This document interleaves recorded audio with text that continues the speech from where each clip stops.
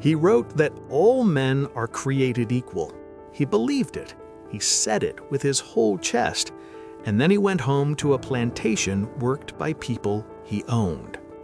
For 40 years, he woke up in a house built by enslaved hands, ate food prepared by enslaved hands, and grew wealthy from labor he never paid for. Thomas Jefferson didn't just fail to live by his words, he couldn't. And maybe that's the point.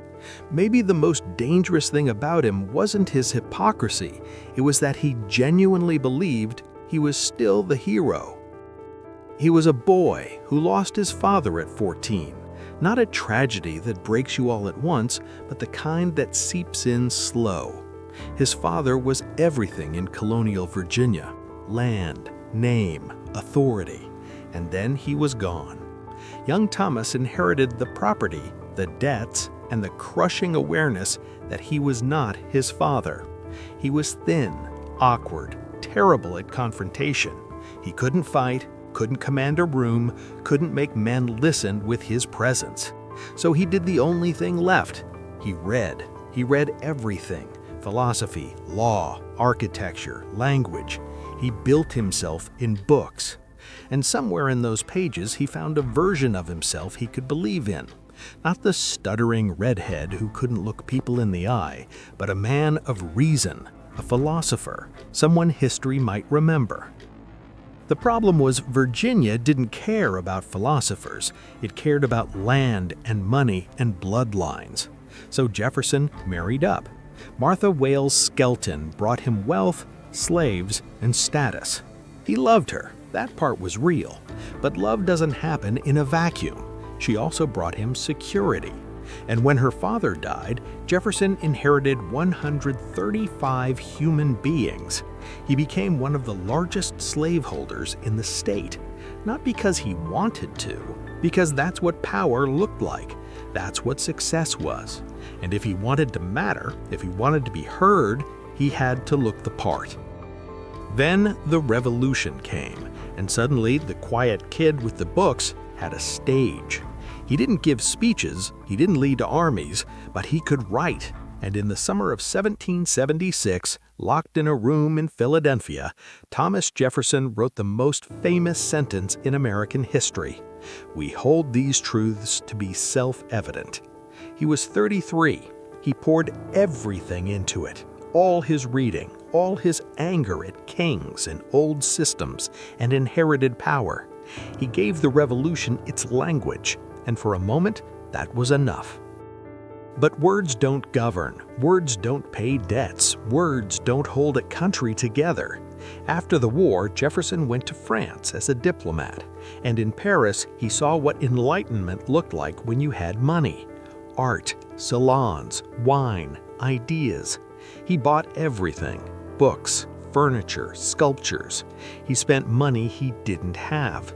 He shipped it all back to Virginia, to Monticello, the house he was obsessed with, the house he never finished building, because if he could just make it perfect, if he could just arrange the columns and the rooms and the gardens exactly right, maybe he could prove he was more than a plantation owner. Maybe he could prove he was civilized. And that's when Sally Hemings enters the story. She was 14 when she arrived in Paris with Jefferson's daughter. She was enslaved. She was also Martha's half-sister, born to the same father. And Jefferson, now a widower, began a relationship with her.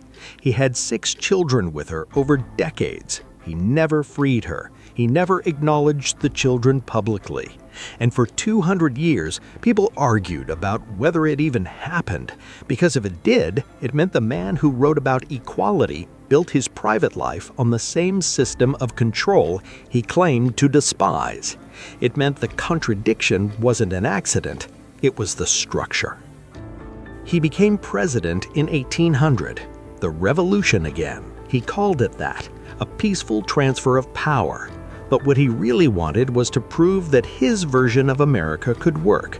Small government, agrarian virtue, a nation of independent farmers, not bankers and factory owners. It was beautiful in theory, but theory runs into reality fast. He doubled the size of the country with the Louisiana Purchase. He sent Lewis and Clark west. He expanded executive power in ways that contradicted everything he said he believed. Because when you're in charge, philosophy bends. It has to. And Jefferson bent it every time. But the debts kept growing. Monticello was hemorrhaging money. Slavery wasn't just a moral crime, it was an economic trap. The system Jefferson relied on was bleeding him dry. He knew it. He wrote about it. He called slavery a moral depravity and a hideous blot. He said it would destroy the country.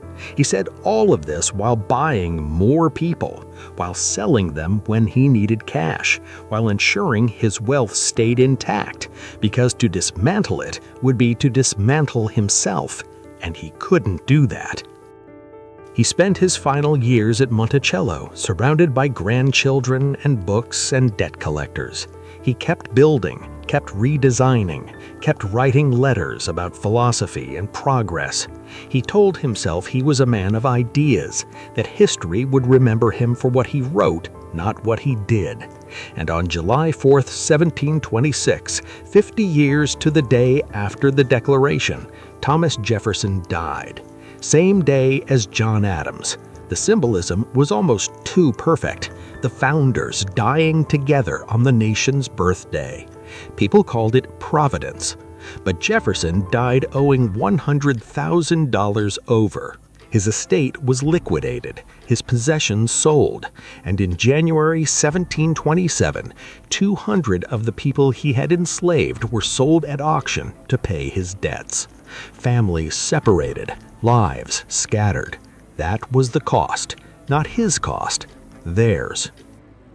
And Sally Hemings, she wasn't freed in his will. His daughter let her walk away, informally. No legal freedom, just an absence of chains, after 38 years, after 6 children, after everything. She lived a few more years in Charlottesville, near her sons who Jefferson had freed. But not her. Never her. Here's the thing people don't want to hear.